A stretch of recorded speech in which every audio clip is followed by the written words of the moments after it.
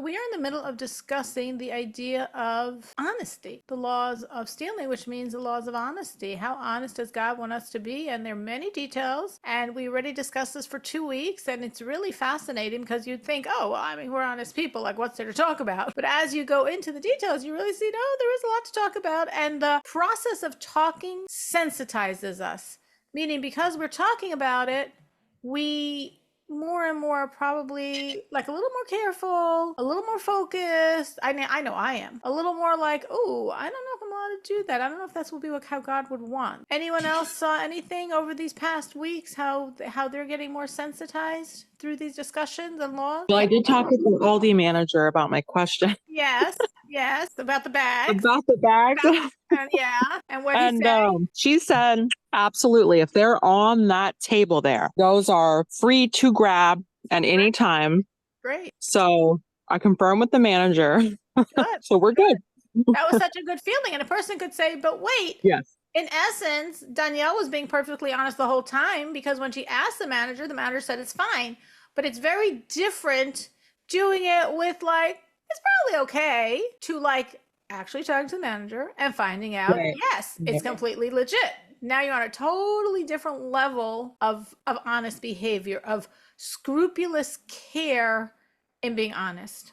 And as we're saying, it's a virtue that this world definitely trashes, definitely wears away at. Therefore, anytime we have that opportunity to be a little more extra scrupulous, extra careful, extra focused, it just is like, it's like helping. It's like helping this trait stay strong and not worn down by the world and its approach. So we're in the middle of laws. We have, like we said, many laws. I am, needless to say, skipping many, many laws. We have many laws. So what we were talking about here, what we're in the middle of talking about, was if you're buying something from a store, now obviously this doesn't mean like Walmart, but like think of like a small shop, and the owner's not there, but there's something set up, a system in place. Like they have a box and they say, just put your cash in the box and feel free to take the merchandise. Well, then obviously doing so is honest. It's not like, well, I'm not giving the money to the owner. Yeah, but it's not a problem because this is the system. Or if there's an employee and the owner says, yeah, you give the money to the employee, no problem. But then we get into nuances like, but what if they want cash? What if you leave a check in the box? Is that honest? It depends. If you know absolutely the owner takes checks and he has no problem with it, no problem. If you don't know, then I'm paying. Doesn't make a difference. If this isn't how the owner wants to be paid, it's not completely honest paying this way. And then it gets more complicated. Like, let's say you don't have money, but you're going to say, well, I'm supposed to get $10 worth of flour, and I'm going to give him back $20 worth of fruits and vegetables. He'll sell them in the market. He'll make double the money. Am I allowed to do that? Only if he wants, because who says he wants to schlep to the market and sell your fruits and vegetables, even though he'll make more money? Well, what's I'm going to leave a diamond for him for this flour? Oh, a diamond he'll probably be happy with. Okay. So in each situation, you really have to think like, what's the approach? What would a very honest person do in this situation?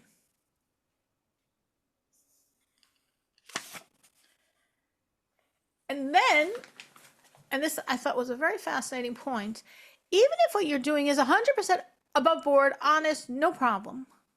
But if you do it in a secretive, sort of sneaky fashion, covertly, that's already a problem. Even if what you're doing is completely honest. Let's go back to Danielle's example about the Aldi bags, okay? So now we know, yes, she's allowed to take those Aldi bags that were already purchased and someone left them there. But if every time she takes them, she sort of like looks around, sees if anyone's watching, sneaks a bag and puts it in her cart.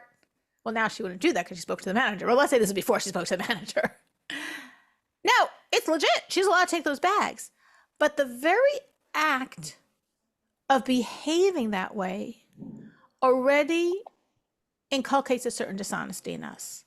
It's like going in that road. No, you didn't walk the road. No, you're not dishonest. Actually, what you're doing is 100% legal. But if you're already doing something that you feel you have to be a little covert about doing it, it's not a good idea, because from there ultimately leads dishonesty. Like I was connecting this to a story I had heard recently about a man who was doing something dishonest, and he was talking to someone on the phone, and then he was like to his wife, "Okay, I'm going to go and to this guy's house." And his wife said, "Well, why don't you just finish whatever you're saying on the phone? Like, why are you leaving me?" And he's like, "Certain things are better not to say on the phone." And she said, "If you're not comfortable saying it on the phone, what are you doing it for?" And he was like, "Whoa, like she's right. Like if, however much I tell myself it's okay, it's okay, it's okay, if I'm not comfortable saying it on the phone, that means it's not okay. And what am I doing it for?" Now, there's no sign on it, one per customer. They're free. It's a party, and everyone's taking home the candies as like a, a gift from the party. But you decide you want to take 2 bags. So you covertly put in your bag 2 instead of 1 because you feel a little like, whatever, everyone's taking 1, I'm taking 2. I know it's legal. I'm not stealing. They don't say only 1. I see there's plenty of bags left. I know nobody's going to go short if I take a second one. But I'm doing it a little like, I don't know if I could say sneakily, but I'm doing it a little like that nobody should notice. Anyone could think of any situations like that they've been in their lives? Okay, so this happens a lot, not with me, but my middle daughter, Lavana. She loves little trinkets and just little things. So anytime we're somewhere, she wants to take a little something home, you know? And so, a lot of times, I mean, like a party, like in your example, they have like little treat bags to take. Like, oh, mom, can I just take 2? There's plenty. It's fine. And I'm like, well, it's just an unwritten rule that it's 1 per person, right? That's not something that we do. And then, but she'll just keep asking and asking. And I'll tell her if it's really important to you to take a second one, the only way you can do that is if you talk to the owner of the bags. And you have to specifically tell them, I have 1 bag. I would like to have a second one. Is that okay? And if they say yes, then I'm okay with it, if they're okay with it. But I have to go with her. And it kind of causes, I mean, the answer is almost always yes. But I also feel like there's like this feeling of it doesn't feel like the right thing to do still, excuse me. Um, so it's interesting you brought this up because I'm curious, what would you say like about those type of scenarios? I think you're doing perfect. I think that's like perfect approach. Because if you just tell her no, what could happen is she's just going to sneak a second one if you're not looking. Right. And if she is or isn't successful sneaking it, because maybe you'll notice, I mean, like, I doubt she has like a big pocketbook or something, but you're still like opening the road for her to be dishonest. But like this, you're teaching her, like, okay, you want this? Well, this is, I'm giving you the tools. This is a protocol. We go and we ask permission. And if the person gives permission, you're allowed to take 2. And if you're too Right. embarrassed to ask permission, then that means you're only supposed to take 1. And it's Right. And that's a good point. Yeah. Sorry, keep going. no, and if, let's say she came home with 2, because you only realized it when she got home because there are little things and she stuck 1 in her pocket, it'd be really good at that point to say, oh, wow, well, I don't know if we're allowed to take a second one, but I guess we have 2 choices now. What do you think we should do about it? Or, if she could come up with it, or if not, just say, well, your 2 Mm-hmm. choices. One is we could just drive back and you could bring back 1. Or one is Right. we could call the mommy and say, I took a second one. Not by accident, because you don't want to have her lie. She took it deliberately. Right. I Right. took a second one, but now I realized I don't know if I was allowed to. Is that okay? Right. And just to really and like a lot of kids go through situations where they shoplift, Right. Right.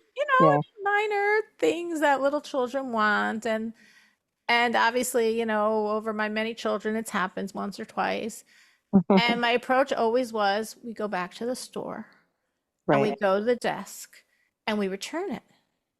Right. And is it embarrassing for me? Whatever. It's to really get this child to understand, this is Right. this is what happens. So to sort of ingrain in them, like, we don't just walk off with things, because no, they're gonna have to go back to the store and go to the person and say you took it and say you're returning it. Yeah, no, I mean it's very normal. It's totally normal. It's just good to handle it wisely. And I'm Yeah. saying we could all be in such situations. And sort of the rule we're saying, this is literally the law is if it's something that you feel you have to do in a sneaky fashion, it already means no. It already means don't do it. It already means, and again, the point is, even if you're doing something that's legit, kosher, allowed, but if you feel a need to be sneaky when you're taking this that you're allowed to take, like the 2 party favors, the 2 bags of candy at the event, whatever, even if it's 100% legit, but it's leading you to ultimately do things that are not. It's putting you in a direction that's ultimately going to be not honest.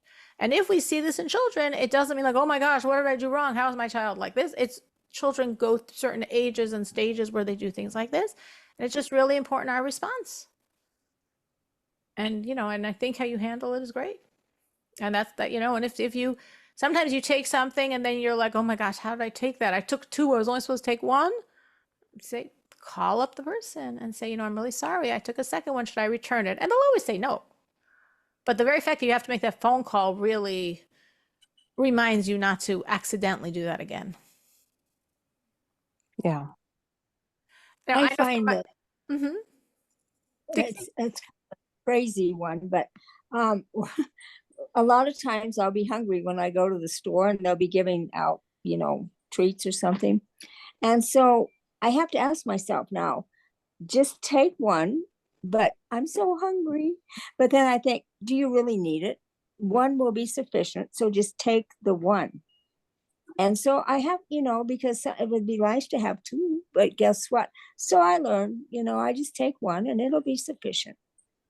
Or you Does could ask somebody else? them, can I have a second? I think if you ask, I don't think there's any problem. If you would say, I took 1, can I have a second? I would imagine that's fine.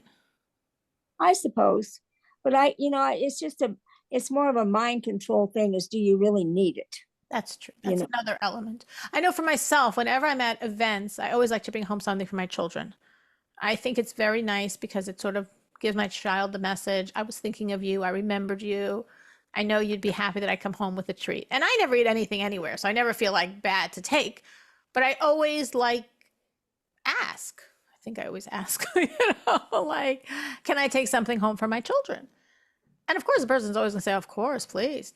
I know when I have an event at my house, I always tell the people, please take for your children. I don't need to be stuck with this. I'll end up eating it, take. But it is sort of this balance of is it honest? Yes. If you ask and the person says yes, there's nothing dishonest. But if I would then take sneaking it into a napkin, sneaking it into my pocketbook, even though I got permission because I feel sort of awkward and weird, then that's training me to be dishonest. Not in this. This is not dishonest. I asked, but in other things. And because we value honesty, even when we're doing something that we're a little embarrassed we're doing, but at the same time we know it's right and we got permission, you have to do it with confidence and very overtly, so it doesn't become covert behavior. I hope that made sense. But it's like a mindset of guarding our honesty.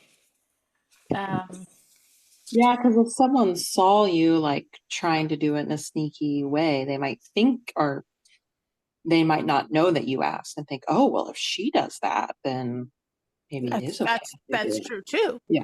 That's true too. But you could say the same thing the other way. If I am taking my plate and putting on a cake and covering it with a napkin and putting in my pocketbook, maybe I'm giving people a message, this is fine, and they're not asking and doing it, and maybe the whole, that could be a whole other, situation. I'm not going to go in that direction because I do think it's a nice thing for my children, and I think it is a really beautiful message that I'm giving them every time I do it. But I do have to make sure myself personally, I think I do it every time, but maybe I don't, to say to the hostess, oh, is it okay if I take something home for my children? And then I have to make sure to do it, At the kabod, it's interesting. I have learned that you wait until the man that serves, he's the rabbi's son, but he's an excellent cook and it's just unbelievable, his food. But you wait until everything's over and then he'll say, you're all welcome to take a plate. But it's not proper to ask him for a plate. It's you wait for it, and that you have to learn patience to wait. And you learned the protocol of that place. I could think of another situation with my son where there's like a Hanukkah party where they have like toys for the children. And I know that they generally want you to take one toy. I don't know if it's per child, per family. I mean, I don't have any other young children anyway. So we go and he could pick out one toy and we pick out the toy. And I know like the woman in charge, she'll come to me, she'll say, "Oh, you could take more than one." I'm like, "Are you sure?" "Absolutely. I mean, we don't want to take these home with us, you could take for your, I don't have any more children, take for your grandchildren." So I'm like, "Okay." She's telling me take. So I take. But I wait for her to let me know that, because I wouldn't just look myself and say everyone took. There's plenty of toys there. I know they don't want to walk home with these. Of course, my other alternative would be to like go over and say, "Oh, I see there's extra. Can I take for my grandchildren?" or something like that. But yeah, no, it's good in every place to know the protocol, how it works in that place, what's appropriate. Well, I think we've lost the manners in our society of waiting until we are told what we can do. I'm learning this. It's like patience. Wait until they say it's okay, and not just food or toys, anything. You're right. It's we've lost that. You're right. No. You're right. You're absolutely right. There's a lot of levels of refinement, and that's embedded in this idea of honesty. Okay, so let's now another thing to think about in terms of honesty is like, let's say someone comes to the house. Let's say, I don't know if this happens so much in America, but let's say a poor person. Can you give them from the things that I used to have this lady that would come to my house and she really want me to give her food. Now, obviously it's my house. I can do what I want. And I'd like look through my cabinets and find something I could give her, and I would give her. Now, let's say someone comes, but the mommy's not home or the father's not home, and there's only other people there. Here's a poor person asking, someone's already asking for food, but can you give the food if you're not the owner of this food? And that's like sort of a delicate question, because on one hand, we want to inculcate the value of generosity and charity. At the same time, we want to value honesty.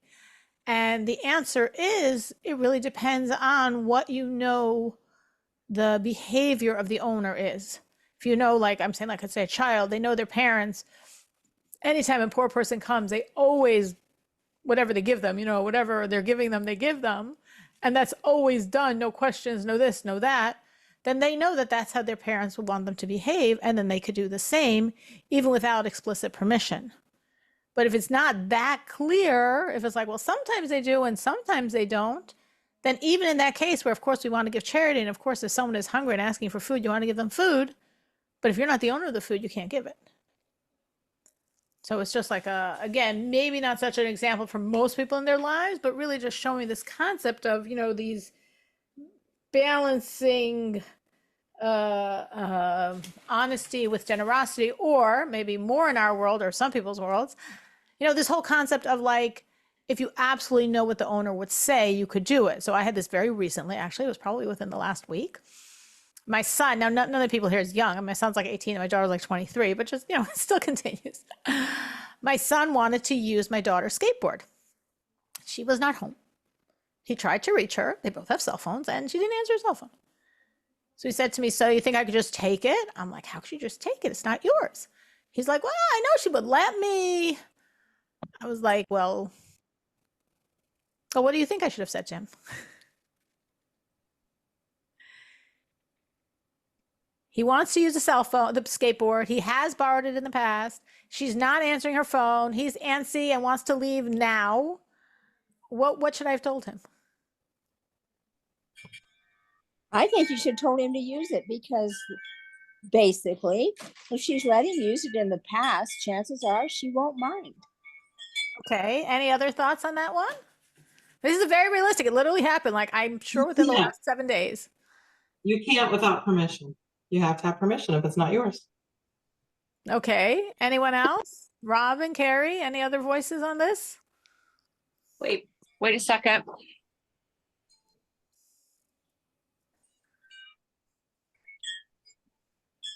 What was the question? Question is, my 18-year-old son wanted to borrow my 23-year-old daughter's skateboard. She was not home. He had to leave then. You know, a child always needs to do it like now. He had to leave then. He needed her skateboard. She has let him use it in the past. He did call her. She did not answer her cell. So, and she has let him use it in the past. Yes. That's the part where I would say, well, if, if she's done it before, Then I mean, he still doesn't have he doesn't have the permission, but he knows that he did it before. Right. So it's like, and I got to go now. Now, So absolutely I'm now. going to take the risk. I'm really impatient. I'm really annoyed, Ma. Yeah. How far did he have to go? I think go meant like he wanted, I don't remember if he was going like downtown to a skateboard park, or, whatever. He just wants to go. And now, like I want to do it now, which means I need to do it now. And he's like getting all antsy, and he tried calling, and she has let him in the past. I would have been snarky with my boys, and I'd have been like, well, you have 2 good feet. No, his whole point is he wanted to skateboard. It wasn't like he had to go anywhere. He wants to skateboard. That was the activity. Yeah. It wasn't a mode of transportation. It was an activity. Okay, I understand now. Before he would have, it would kind of be an okay thing to do. Okay, so Rob, and that he would take full responsibility for whatever happens. I would say since she's let him in the past, and he's saying he's taking full responsibility, and she's not answering the phone, she would let. Dixie said, of course she would let. He's given permission. Danielle said she 100% will let, because you have to ask permission. It's not yours. And Carrie is saying she would just tell him to walk. Not if he wants to go to a skate park. Right. Well, that's, I think, was the idea. Something like that. Practice skateboarding. It was a skateboarding activity. He was skateboarding. He wasn't going anywhere. Yeah. So what would you have said, Carrie? Well, that's a tough one, because my kids were different with the way they interacted and everything. I mean, I know that my daughter would not have cared at all if my son had done that, but now my son would have definitely cared if the stepson had wanted to. Okay, so Carrie's saying it did. Well, okay, so Carrie's actually sort of going the direction I went. She said it really depends on the nature of the child. And what's the assumption. You know the child the best to know what if they would care or not. Yes. So I guess I sort of went more in the direction of Danielle and Carrie than Dixie and Robin. I guess, like Carrie's saying, a bit from Danielle's perspective and a bit from Carrie's perspective. I said to him, I said, well, like she said, I've borrowed it in the past. I said, so when you borrowed it, you asked permission. He said, yeah. I said, so like, I think I'm saying this verbatim, like maybe I got confused because I wasn't like memorizing the script to share it. I said, like, well, what did she say when you borrowed it? Like, what did she say when you asked? Well, he said she was happy I asked. I said, okay, well, if she was happy you asked, I don't think she'd want you to take without asking. And thinking, like Carrie's saying about the nature of the child, I think I remember, I know that like sometimes, she buys her own food and then people take it. And she's not happy about that. And I saw she even put a little sign by her shelf, please ask before taking. So I don't think I said, I'm 100% positive if you ask, she would say yes. And I don't think she would want you to take it without asking. Right. That was my bottom line with him. Now, that is also, as I'm saying, knowing this backstory of her food and all that. But I sort of do feel what Danielle says, unless it's like so clear, like I take it 3 times a week. She sees me take it. I never ask. She's always fine with it. Like we're saying this example with the people and the food to the poor. If you know that every single time a poor person comes knocking, your parents give them the food, it's never questioned, it's never anything, they'll tell you to do it, it's just a no-brainer. Unless it's literally that situation, it's not yours, you have to ask. So the happy ending of the story, in case anyone wondered, was he called again and she answered the phone. or I think maybe she even called him back. I don't remember. Like as she whatever. Maybe she didn't have service and she called him back. One of those two things. And she said, yeah, of course. Just be careful with it. But which of course goes back to what Robin said about taking responsibility. But I do believe, yeah, that like here I knew because I knew this food situation. And I even saw the sign that went up, do not take without asking. But I do think in general, unless it's a given, the rule should be, if it's not yours, you have to ask. I don't usually have the opportunity of getting involved. Here he was like sort of asking, I think, so I would say yes, but I didn't say yes because I didn't feel I could just say yes, So yeah, these things do come up. And like Carrie said, the more you know the people involved, the more you can sort of ascertain, is the rule here no problem? Or is the rule here no problem as long as you ask? And I think for a lot of people, it's no problem as long as you ask because we want them to ask because we want them to remember it's ours. Yeah. Like, a situation where the kids just start going in your room and taking things because you always say, yeah, no, you could take, but ask. I want you to know it's mine and not yours. So there definitely is that situation. Now, another dimension of honesty is, now here's the sort of the scope of it. Anyone who benefits from communal funds, from a service provided by an individual or a group where a fee is legally charged, without paying the money that's due. This is called withholding due payment. That's a form of stealing. For example, if you owe someone money and you don't pay them. Remember Robin's example of doing a job. And the person said like, oh, we're such good friends. And Robin's like, oh, I need my money. So when you don't pay someone's wages, that's withholding payment. That's a form of stealing. If you owe a debt and refuse to pay it, that's a form of stealing. If you would ride a bus or a taxi and not pay, that's a form of stealing. If someone would, if we don't have this really so much in Chicago, but I definitely know in New York, it's very easy for people to like, I don't know what they do, sneak under or somehow like get through the turnstile without paying and then ride the subway for free. Oh, it's just a few dollars. Oh, they get so much money off of us. Doesn't make a difference. It's stealing. If a person would say they're underage, if a parent would tell a child to say, you're under 12 because it's half price, that's a form of stealing.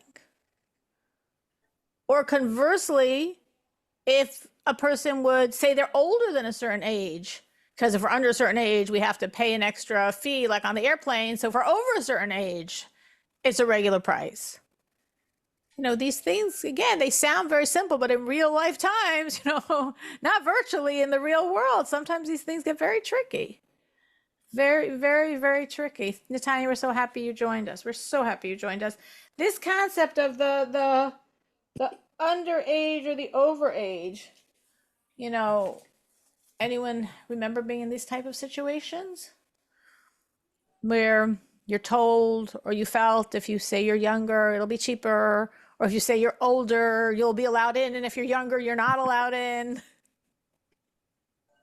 Only time I've had that situation was when I went to the movies and I was 11 and I was supposed to get a ticket for an 11-year-old, and they thought I was 16, so they wouldn't give me the 11-year-old ticket. I had to pay. From 11 to 16, that's a big jump, Dixie. I know. I looked older than I was. A lot, 5 years older. That's a lot. Yeah, it was, but I couldn't get in as a kid anymore. Wow. No library card, no ID, nothing that would have. No, we didn't have those things, that was way back in the 40s and 50s. Right. And yeah. But it's That's interesting. the only thing. That's the only time you had that situation, because these can be like very nuanced. Like let's pretend you have to be 16 to get into that movie theater, and all your friends are going, and you're 15 and a half, and you're paying the same price. You're not trying to cheat them from the money, and they're not going to ask. You just walk in with the group. The assumption that you're 16, they're all 16, you're paying the money. So who are you stealing from? You know, these things get very, very nuanced. I remember we had like by us in our JCC, you had to be a certain age to go swimming there without your parents. And I remember telling my daughter, no, you can't go. Well, they don't care. I said, it doesn't make a difference if the person working at the desk doesn't care. If these are the rules, you have to be that age to go in. You know, they're not going to ask my age. They don't care. It doesn't make a difference. You know, if this is the age you have to be, this is the age you have to be. You're not stealing. I'm not stealing. I'm paying the money. It doesn't make a difference. It's still this form of dishonesty if you're pretending, though you're not saying anything, that you're a certain age that you're not. So it's just like, you know, all these like little examples where at the end of the day, I think it comes to the sense of like, how much do we value this quality? How much are we really trying to protect it?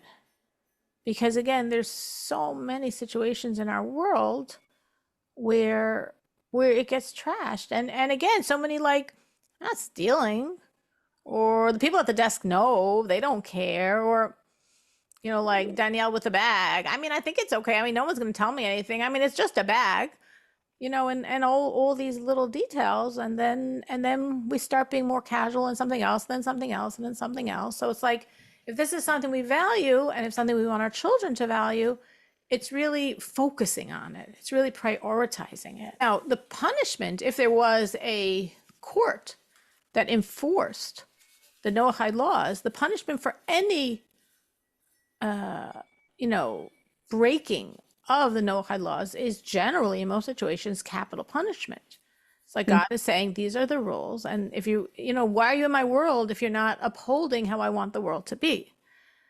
And we're talking literally about stealing. We're not talking about taking anyone's life or bodily harm. It doesn't make a difference. If the person is convicted of any of these examples of real stealing, then that would be like, yeah, literally a capital punishment. Of course, we don't have courts that uphold Noahide laws, but to understand that concept is very strong.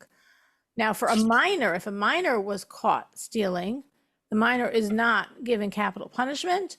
The court could create some type of punishment to basically teach him the lesson, but he's considered a minor. And even when he becomes an adult, whatever age that is, depending on the factors here, it's not like at that point he has to repay what he stole. As versus, let's say, a slave. If a slave stole something, his master is not responsible for it. It's not his master's problem that his slave stole. The slave has no way of repaying it. He destroyed it, used it, ate it, broke it, lost it. He doesn't have any resources. He's a slave. But at the point of time when he will become free, the slave would be responsible for that debt. The slave would be responsible for paying whatever the restitution was for that amount he stole when he was a slave. Then it gets a little more nuanced. Not only is it forbidden to steal, it's also forbidden to, we're going to use this ancient English word, covet. What's covet? You know, desire to the degree that you must have it. To covet something of someone else. Now, what do I mean desire to the degree that you must have it? That you do things to try to get it. Now, it doesn't mean you're stealing. Maybe you try to manipulate the situation that they'll give it to you as a gift. Maybe you try to manipulate the situation that they'll sell it to you. But already desiring so much that it's a must have, and I'm willing to spend money on it. Well, the other person doesn't want to sell it. Well, I'm going to get them to want to sell it. That's literally forbidden. Why do you think it's forbidden? Why do you think that would be breaking a Noahide law if a person desires something so much that they will take steps to try to get it? Again, steps does not mean stealing here, but they will try to do whatever they can to get it. Why do you think that's forbidden? If I may share something, I don't know, it's just my how I interpret the questions that maybe because we're supposed to be happy with our lot, that we should be contented of what God has bestowed on us. So, for example, I don't know if it's kind of related, but if I'm looking at this, beautiful houses, and then I was like, okay, I wish I had that, At the same time, I'm not happy as well. And I said, okay, but at the same time, I should be happy that people are probably working hard to have this, house and whatever things that they have. So, but it should be a kind of an internal, motivation for me, that if I want something, it should, it's supposed to be my way, in my own motivation, right? The outside source, or should be independent from that. So it should be an internal, yeah, kind of That's a beautiful motivation for me answer. That's it. to work on something. That's I don't not know. the official answer, Thank but you. I love it, and it really syncs with where every week we're studying another chapter of Ethics of the Fathers. So this past week, Saturday, we studied chapter 5, which is sort of the energy of this week. But the week before that, we studied chapter 4. And the first sentence, statement of chapter 4 is, who is, and it gives 4 like stanzas. Who is wise, who is strong, who is rich, who is honored. When it says who is rich, the answer is the one who is content with his lot. And that's what I think Natanya is saying. And it's so true. It is so easy to feel so rich. It is so easy to feel so poor. And no matter how much you have, if wherever you go, you're always going to see people that are whatever, taller than you, shorter than you, slimmer than you, heavier than you, whatever you desire, bigger kitchens, smaller kitchens, fancier kitchens, bigger backyard, fenced in backyard, trampoline in backyard, the list is endless if that's your perspective on life. I think that's what Natanya is saying, and she's so right. If your perspective on life is it never ends. There always, everywhere you go, probably you'll find something you don't have that you could feel discontent with your own life. And I think that Natanya is giving actually a very deep answer, which is, it's sort of like saying, God, I'm not grateful with what you're giving me. I'm not feeling good about what I have. I don't feel I have enough. I don't feel my life is good enough. I don't feel I'm taken care of. If I'm feeling so needy and hungry and wanting, and I'm like, don't have the gratitude for all the good in my life. And that's why I feel very poor, no matter what I have, and no matter what the world thinks about it. And conversely, like Natanya is saying, if someone looks at their life with grateful eyes, they look and they think, oh, I'm so blessed. And they constantly think of their blessings, whatever their blessings are. If their blessing is a spouse, if their blessing is children, if their blessing is health, if their blessing is a house, if their blessing is an apartment, if their blessing is a car, if their blessing is other means of transportation, whatever it is, I'm so blessed. And a person who has that I'm so blessed attitude always feels rich. And a person who has that needy attitude always feels poor. And you're absolutely right. It's really, what's my relationship to God? If I feel God is taking care of me, I'm rich. I'm so rich. I know, I'm sure I've shared this before because it made such a deep impression on me. This happened for sure 20 some years ago. It was a Sunday when my kids were younger. Now, as I said, my youngest is Beryl, who turned 11 today. And he's the only one of that age around. But this is when I had a lot of kids around. So Sunday, by the time it got to Sunday afternoon, you can imagine what my house looked like. And a friend of mine walked in, a neighbor, and she looked around this topsy-turvy disaster. I am unfortunately not exaggerating at all. Topsy-turvy disaster. And she looked at me and she said, wow, you are so rich. And I understood what she meant because she never got married. She never had children. And she's looking at the total mess and she's translating it correctly. This is just all signs of your wealth. And she was right. And I remember thinking, she is so right. I am so rich. Not, I'm so embarrassed my house is such a mess, but I'm so rich. So I think that's very deep and very true.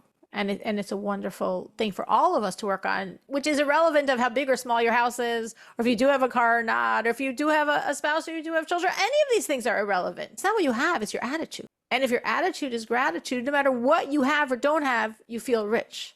And if your attitude is I need, I must have, the whole I phenomena, the iPhone, the iPad, then no matter what you have, you probably feel poor. So that's a very deep answer and a very true answer. And I'm really glad Natanya gave it. Any other ideas, more simplistic, but that everything Tanya said was true. As you can see, I elaborated a lot on it because I loved your answer. And I think it's such a great lesson for all of us. Any other ideas why it's says that if a person covets means you want what someone else has to the degree that you're going to do what you can to get it. Again, does that mean steal? Offer them money to buy it from them. Try to persuade them to sell it. Try to convince them they don't need it and you do. Whatever. Why is this considered a transgression? Any other ideas? Because maybe it's something to do with persuading someone, since maybe in this scenario the person really doesn't want to give it to you or sell it to you or whatever, but you're making them feel obligated to, or if they don't, that, they're doing something bad. That's true. So what's the problem in that? You're putting your needs above someone else's.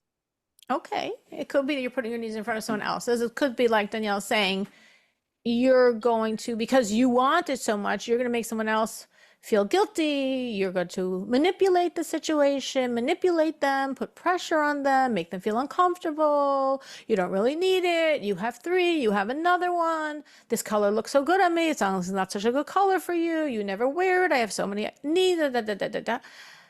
And the person could very, very reluctantly gift you or even sell it to you, but really not want to.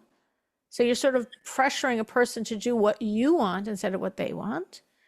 But even more simple than that, it's just like the example before, where if you do something honest, but you're doing it covertly, you're not allowed to do it, because covertly is already a step to dishonesty. So if you allow yourself to want something so much that you're going to put pressure on someone, if you do or don't get it in the end, it's irrelevant. And you're not stealing it. You're buying it or trying to convince them to gift it to you. But you're walking the road of dishonesty. It's like too close for comfort. It's like if you're already doing that, so the next step will be you would take it. Maybe not tomorrow, maybe in a few tomorrows. But like the sages understood human nature. If this is what you do, that you allow yourself to want something so much of someone else's, that I must have, and going back to what Tanya said, if this is your attitude on life, you'll always have this feeling. There'll always be people that have things that you want, must have, are upset they have it, are giving negative energy to them, could cause them a lot of spiritual damage or physical damage from your negative energy. That's also another factor. But it's really just this road of dishonesty. Once we really start looking with eyes at other people's things, eventually dishonesty comes. So we could be on a higher level and really feel so grateful and feel so rich. And if we're not there, we could just not let our minds go in the direction of other people's possessions. Because guess what? It's not ours. It's not ours. It's not mine. It's someone else's.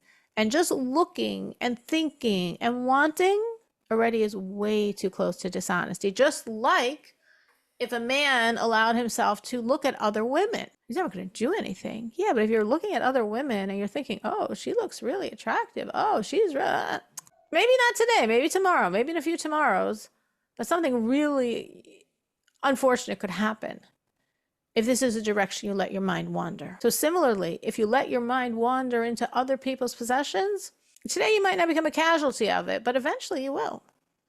Eventually you'll just fall into some form of dishonesty, some form of deception, because you're always so needy and wanting what other people have. And going back to what Natanya said, I think the great cure for this is really just feeling very grateful and very blessed and very rich in your own life. And every one of us should really exercise that muscle. And it's very synced in with honesty and with many other things as well. Just really feeling grateful, rich, taken care of. All my needs are met. God is very, very, very good to me.